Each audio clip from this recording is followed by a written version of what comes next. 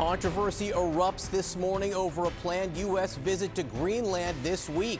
It comes as President Trump has pushed to annex the autonomous Danish territory, saying he thinks the U.S. will get it one way or the other. Second Lady Usha Vance and National Security Advisor Mike Waltz are expected to be among the Americans visiting. The White House says Usha Vance will attend the island's national dog sled race and, quote, celebrate Greenlandic culture and unity. But Greenland's prime minister is slamming the visit, calling it, quote, highly aggressive and sinking relations to the U.S. to a new low. Let's get right to the White House. CNN's Elena Treen is there. It's the second international trip by the Second Lady, Elena, and it's an odd one.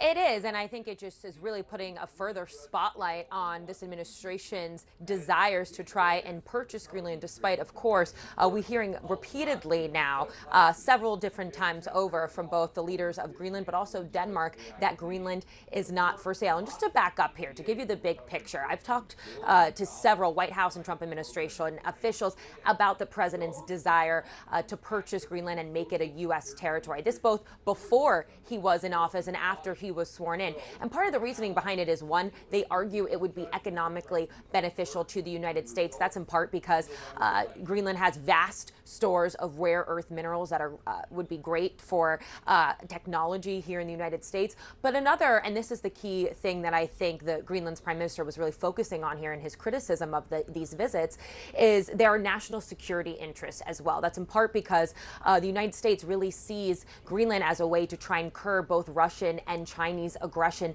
in the Arctic region. Now, I want to read for you some of what Greenland's prime minister said in response to these visits, particularly as it relates to National Security Advisor Michael Waltz's visit this week. Again, focusing on that national security part of the desire by the United States to purchase it. He said, quote, "What is the National Security Advisor doing in Greenland? The only purpose is to demonstrate power over us. His mere presence in Greenland will no doubt fuel American belief in Trump's mission, and the pressure will increase." And all to say, the pressure has been increasing now for several weeks during, and you mentioned this, John, during Donald Trump's not State of the Union, but a joint address to Congress, which was essentially a State of the Union address in February. He said directly that I think we're going to get it one way or another when referring to his desire to take over Greenland. All to say, the tensions between these two countries are incredibly, have been escalating at an incredible way over the last several months. Again, before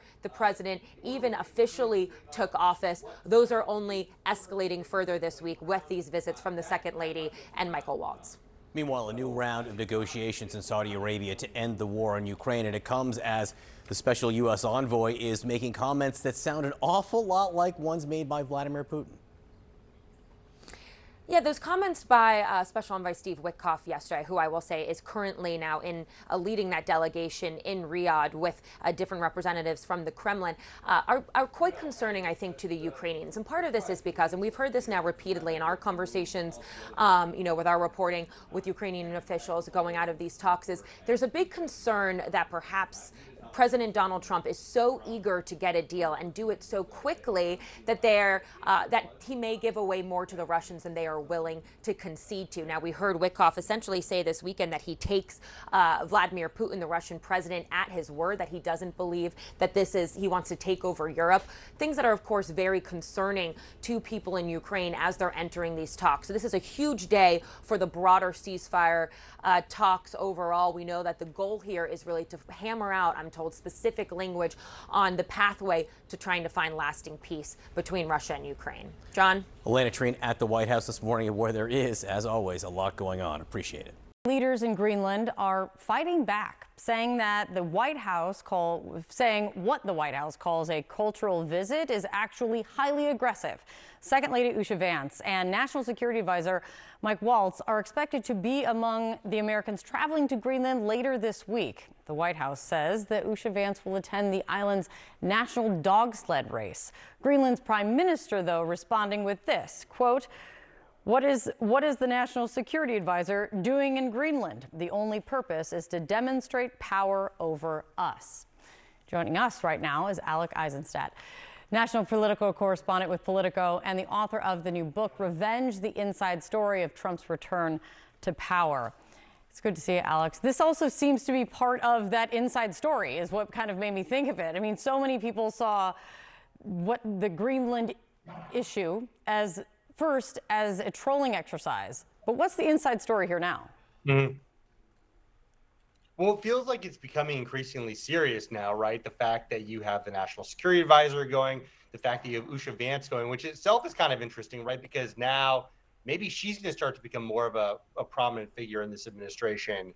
But, you know, what's also interesting here is that this is part of this broader annexation effort that you've seen Trump really being fixated on in his second term in office when you talk about the Gulf of America, when you talk about what he's been doing with Canada. And just as what he's now been doing with Canada, you're now seeing some pushback from Greenland officials on this front. I'm also thinking what the inside story is coming out of after this weekend. There's an interesting moment from Republican Senator John Curtis, breaking from Elon Musk and his accusations that Social Security is a Ponzi scheme.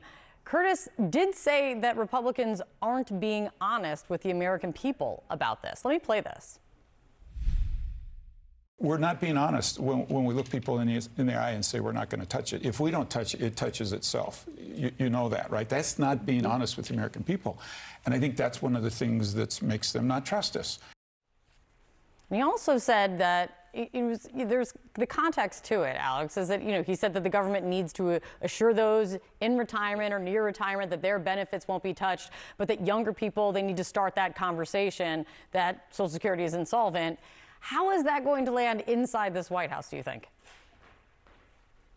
Well, here's the thing is that the White House has made very clear that that entitlements are off the table. And there's a reason for that. From a political perspective, Republicans who've tried to suggest changes to entitlements in years past have faced severe political blowback. You remember George W. Bush faced blowback for this when he tried it in 2005.